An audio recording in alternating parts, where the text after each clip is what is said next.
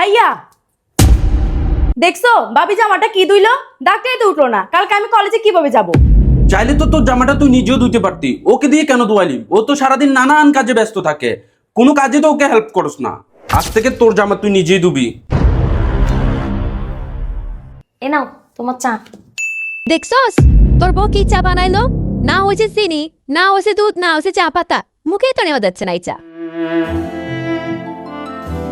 মা, চাইলে তো ওরা একটু সুন্দর করে বুঝাই বলতে পারতাম। সারাদিন ও নানান কাজে ব্যস্ত থাকে, একটু তো মিস্টেক হইতেই পারে। সকাল সকাল ওর মনটা খারাপ করে দিলে না।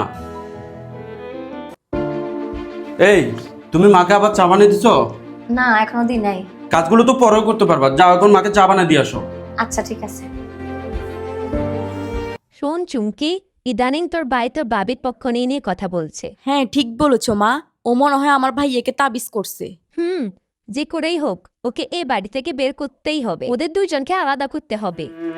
চার কাপটা আমাকে দাও, তোমার চা দিয়ে আসতে হবে না, আমি গিয়ে দিয়ে আসতেছি।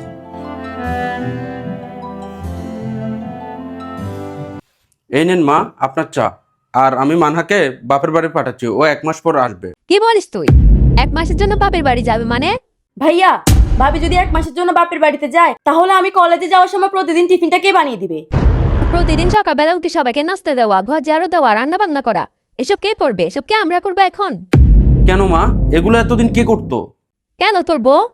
তাহলে মা, ও যদি তোমাদের এত সেবা যত্ন করে, এত খেয়াল রাখে, তাহলে ওকে এই বাড়ি থেকে বের করে দেওয়ার জন্য এরকম উঠে পড়ে লাগছো কেন?